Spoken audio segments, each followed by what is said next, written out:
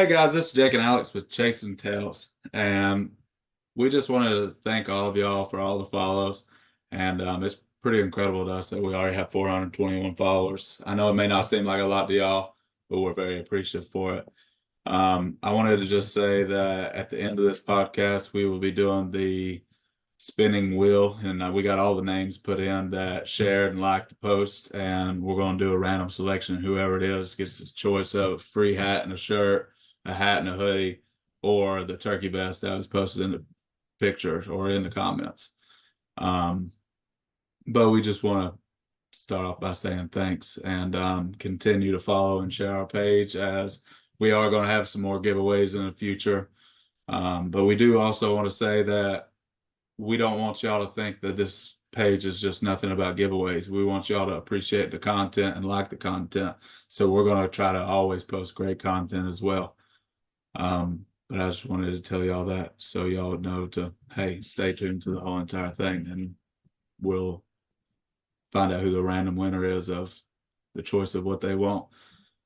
The next thing we're going to kind of talk about is what made us start our own Facebook page and YouTube channel, and Instagram page as well. If y'all haven't followed us on Instagram, go do that as well. But it kind of started when we was younger, man, when we was hunting together. We always wanted to video each other and share our knowledge and share the experiences that we have and the funny hunts that we go on. Because I mean, it's always funny when me and Alex get together and hunt. I mean, you never know what really may happen. But we wanted to do that. And here recently we went to Ohio in January, and we was sitting there and we had some good experiences in Ohio, seen some deer, and I seen two nice bucks. Alex didn't get to see no bucks, but I seen two really nice bucks, and it was something that I just wanted to be able to record and share with it. So we was sitting there talking, and we was like, man, let's do it. And we was like, there's no better time than now. So we got all our stuff straight, and once we got home from Ohio, we sat down and talked and decided, like, think of what do we want to make our name. And we were sitting there, and Alex was like, man, we always be chasing the deer around, and it's always like a chase. And I was like, chase and tail. And he's like, yep, let's go with that. And it just kind of stuck with it. So, I mean, we got a whole lot of content to come, guys. We're going to be posting content come turkey season. Me and Alex is going to try to come up here and hunt some, and I'm going to go down to where he lives and hunt some as well. So there's going to be plenty of content, and then us hunting with people, other people as well. We'll be posting all that. So just keep following, and content will come.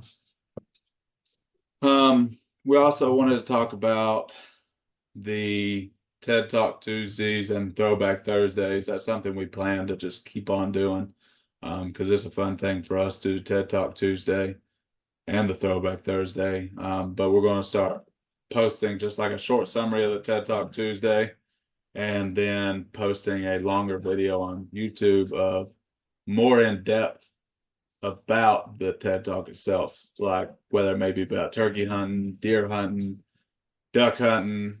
We're going to try to give the best information that we can of the knowledge that we've learned in all our years hunting. We just want to be able to share that with you guys. And also for the Throwback Thursday, we're going to do the same thing as well. Me and Alex are going to share a story from our past that just stuck with us, whether it be a deer that we killed or a deer that we missed or a trail camera picture buck that's all that ever was a trail camera buck. Never got to see the deer in person. He just showed up and then vanished as quick as that. So we want to keep it interesting for you guys, and hopefully if y'all have feedback, tell us like, hey, we would like to see this in y'all's videos, or can y'all do this in your next video? And I mean, we're always up for new ideas, because I mean, heck, we're new to this. I mean, so any ideas y'all have that y'all would like to hear about or like to see, give us a go. Just message us or comment on the videos or something, or the post. Yeah, for sure. Try to get through them all. Yeah. And also we are working on a lot of other things. We're getting some shirts and hats and hoodies and stuff like that made. We're gonna get stickers as well. If if you want to put it on a gun case or put it on your truck or, I mean, your computer, whatever you want to put it on, we're going to get all that stuff straight here soon as well. But once the giveaway is announced at the end of the podcast, we will have your stuff to you in a hopefully a pretty quick time frame. We're not going to try to beat around the bush about it. We have some stuff already made, and we'll be posting pictures of our hats and our shirts and the hoodies and stuff like that. And if y'all would like to see us put our logo on something, as long as it's not really like out of the way, we'll definitely try that as well. What hunts do you got coming up for the 2024-2025 season? Well, I mean, we got Ohio. I just don't know when in Ohio I'm going to be able to make it. Yeah. But it's going to be sometime next year. Yeah. Well, I will definitely be up there March. I ain't sure the exact days, but I'll be up there during March doing some shed hunting. Yeah, I mean, for the scouting, but for the hunting, you're going to go up. When'd you say? I'm going up in October to get some of that late season, well, technically early season scrape action. And then I'm going to be up there in November, 2 weekends during November to try to hit the rut. And then we're going to try to go back in January as well for the muzzleloader if it can happen. Yeah. Because that was enough to do some deer drives in January. Yeah, that'd be a lot of fun, man. Yeah. I'll definitely tag along with one of those. Buddies and stuff, that'll be going as well. So I'll interact them in the videos as much as I can as well and introduce them as right now it's just me and Alex, but we do plan on in the future to grow into a little bit bigger group, nothing major, but there'll definitely be some people in the videos, you know. Yeah, for sure.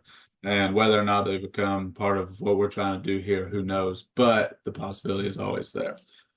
I know I'm trying my hardest right now to get us down there in September for the velvet hunt in Tennessee. So, I mean, it's not guaranteed for me. I know is that September? I thought it was August. Maybe it's August. I thought it was the end of late August. Yeah, I don't know. I've never hunted it, but maybe it is August. I think it's late August. Now I'm trying to find a spot over here. There's plenty of land over in Tennessee that we can go to. And then we got, of course, our Virginia season. We'll be posting a lot about that, cutting bow season and all that good jazz. And then the Ohio, and then I mean it's just a shot in the dark. We're going to try to make it out to Alabama next year towards the end of January to hit their rut. So we could kind of be cool to hit three different state ruts: Virginia, Ohio, and Alabama. But you never know, dude. That's a whole year away. I talked about the podcast, the throwbacks, and the TED Talks. And then also we're going to do kind of like a longer one every month, just about something random. It may be, I mean, we don't know what it's going to be about exactly, wherever comes to our mind. It may be a story of a deer or something that we killed that it's going to take longer than 15, 20 minutes, and we want to sit down and share with y'all. So it may be a long podcast. Once it gets into season, I mean, we're probably going to be talking more on our hunts. I mean, we're going to be posting a lot more video. Maybe it's just like a 15, 20 minute on, each one of our hunts, just kind of talk about it. But there'll be a lot more to come when turkey season and stuff rolls around. Right now, we're kind of low. I mean, he's got ducks, but. Yeah, I got duck season going on right now, but it's Virginia, man. Duck season in Virginia sucks. So it's hit or miss. I mean, it was 70 degrees out today. That's not ideal duck weather. Yeah. I got some squirrels, but that's about it. But yeah, I mean, that's the way we are, man. We're hunters. We'll hunt anything. I like to classify myself as a killer. If there was a grasshopper season, I'd be out here in the driveway stomping on them suckers. My dad used to always say that, bro, when I was in high school. He's like, if there was a daggone cricket season, he said, you'd be out there hunting it. Yeah. Paid attention to schools half as much as hunting. Golly, you'd be a professor. Yeah. I mean, we really just want to do this, guys, to be able to share our experience with y'all, because we feel like we have some great stuff to talk about, and we feel like I wouldn't call us the best hunters, but I mean, we do good for ourselves. I've killed 3 really nice bucks since I've been living up in this part of Virginia. The 10, the 8, And then I got a 15 pointer over there that y'all can't see, and I'll be posting pictures of that later on, tell y'all the story about that. And I mean, so I think we hold our own when it comes to hunting. So we just want to share that with you guys. Yeah. And once again, I mean, we're Hey, astonished. we're gonna give you kind of like a different aspect this year on the hunting. I mean, we're both in the same state. It's just two different types of hunting. So it'll be kind of cool to watch. Yeah, because I mean, you go from me living in flat land and Alex over there living in the mountains, and it's just two different worlds, man. He's basing his success off of acorn crops and the occasional cornfield here and there, but that's far and few between. I base my success off of, hey, what is the farmer planting in his field this year? Is he planting beans? Is he planting corns?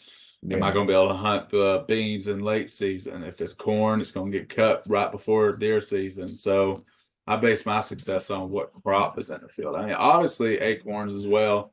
They definitely do help in a lot of the wooded places I hunt. But like me and Alex was talking the other day, dude, Alex is a big morning hunter. I'm not a fan of mornings Yeah. because of the situations I have. I'm hunting transition zones where deer are coming to and from the feed.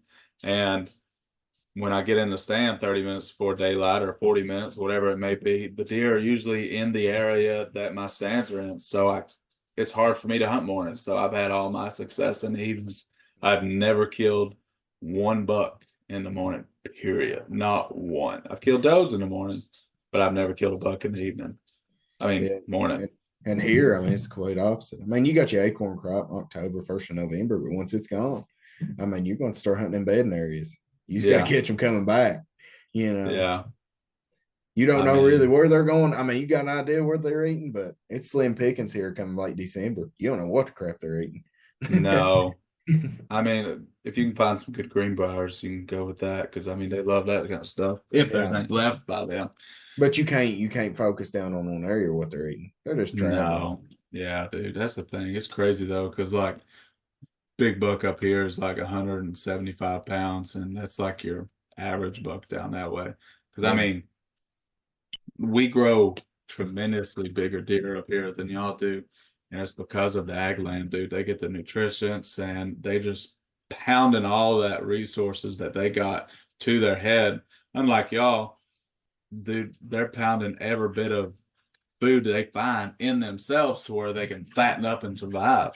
yeah. I These are on mean, survival mode down here. yeah, mine are just like, hey, what bean field am I gonna go? Am I gonna go to Jim's bean field or I'm gonna go to Fred's bean field? Yeah. I mean, it's not hard to find a good bean field around here. No. But I mean, we had a pretty successful season. Both of us did. Alex had his most successful season. He killed a Kentucky buck, which was pretty awesome. I think he said he scored what, 130 something. 138, I think. Yeah, 138. So that's a great buck. And I mean, it was an outfitter, but it's nice every once in a while, man, to Let them do it all. You know what I mean? It's let my them first do the time. work, dude. Yeah. I mean, I've never done a deer outfitter, not saying I wouldn't, but I've done duck hunting outfitter. And I mean, it was nice me not have to look for birds. I didn't have to set up the decoys. I didn't have to call the shots. I didn't have to blow the call. So it Yeah. was nice just being able to sit back and take in all the enjoyment of hunting. And I mean, we had a lot of fun and it was Yeah. a I good mean, time.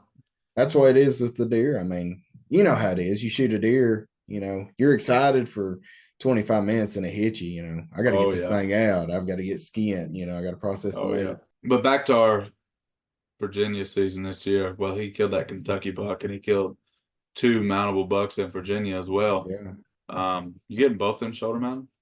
No, I just done the last one. I didn't do the first one. Yeah. I talked myself out of it. I kind of wish I didn't, but Yep. you know how it Uh, is. You always wonder Yeah. what's going to come around the rest of the season. I killed it, right when I got back from Kentucky, and you kind of Yep. wait. I tell you, going to my success this year. I mean, it wasn't the best. I mean, I've usually kill in that first week of muzzleloader, man. That's usually my hot time because it's right before dog season rolls around. It rolls when y'all's rifle opens up. Dog season rolls around. It's for me just shuts down unless I'm dog hunting. Then I don't do really much good. So I was like, my hope was dwindling down, and I think I got it the last. this is the second to last week of season. I killed him in a food plot, man. And like first day, 15 does and 6 non-shooter bucks. The next day was 8 non-shooter bucks, 2 does, and then the third day I seen 7 bucks and the buck I shot, and I regret already, dude, not mounting that deer because it was with my grandfather's gun. But I mean, it was a fun hunt. It was coming down to the last second of the season, though. I was getting a little nervous. I mean, not that it's all about killing, but I mean, we you thought it was all, going to be the first year that you hadn't killed a buck, and I mean, how I, long had it been? I think it's like 10 or 11 years, man. I've killed an 8 or better that's been Yeah. skull mount worthy for the last 10 or 11 years. And I was like, this is it. I'm gonna break that streak.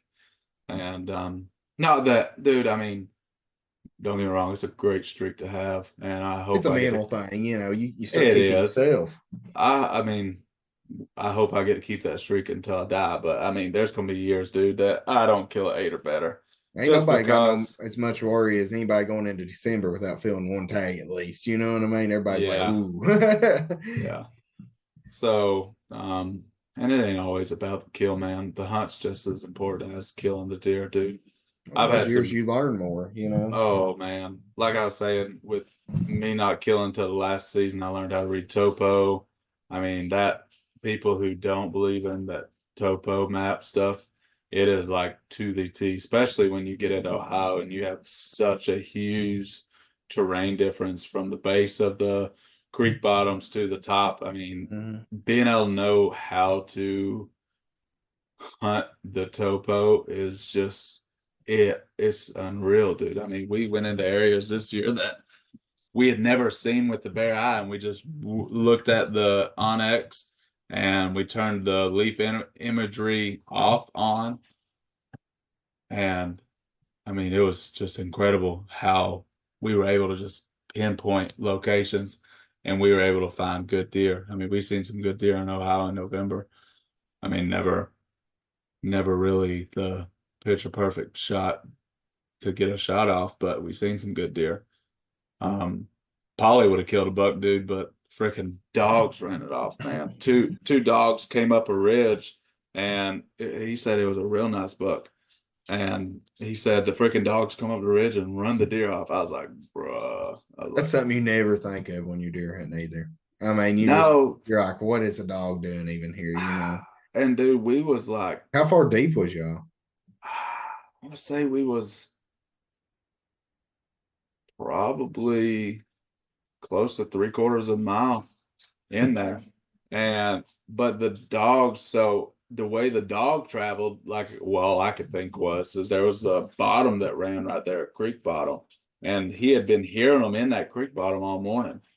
And because the buck actually bedded down on him and was Yeah. just sitting there. And we Ohio dude, service sucks. And he was sitting there and the buck bedded down and he said he could hear them dogs. The deer wasn't paying no mind to him. And then they said, well, I'm gonna go up there to see what's up there. And the freaking buck ran off, man. And that's I let that little 6 pointer walk that day. It wasn't nothing to talk about. It was just 8 inch wide six. So I was like, it Yeah. was literally the first hunt, the first morning hunt. Yeah. So I was like, Probably been a different outcome if it'd been last evening. it might have been, dude, because I mean I mean, they're towards the last of the evening, we got on deer. Like the crappy thing about it is we got on deer from the jump and then it started slowing down. But I think we were trying to hop around too much, man. Instead of just zoning in on one area like me and you should have done. We should have zoned in on an area where I missed that buck at in Ohio. yeah. I mean, if we It would have was a been great there, area. dude, it was solid. I mean, there was so much sign in there, and it was just great how much sign was up in there. But that's just the summary of our season. So I think we're pretty much wrapping up towards the end of the episode here. So I am going to spin this wheel and announce the winner, and we'll message y'all and see what y'all want for the package deal. If y'all want the shirt and the hat, or the hat and the hoodie, or the turkey vest, it's totally up to you. And just so we get your shirt size and stuff, and give us a little time if y'all decide to get a shirt or hoodie to get the shirt or hoodie made, and we'll get everything sent off to y'all. So I'm spinning it now, and the winner of the prize is Carter Tripp. So Carter Tripp, I will be messaging you on Facebook, and you let us know what you would like, and we'll go from there, guys.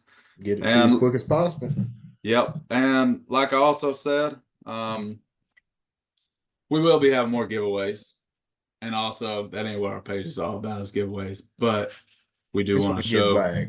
We want to give back to y'all because I mean y'all have gave us 421 followers, and it is for us it's amazing. It ain't 20,000 or nothing like that, but hey, it's 421 more people interested in our content than we had before we started this, so it's definitely amazing to us. Yeah, Unless you got anything else to say, Alex, we're gonna cut this off. I think I'm good. All right, guys. Well, hey, hopefully y'all stayed around and watched the whole thing, and this is Jake and Alex with Chasin Tail, and thank y'all.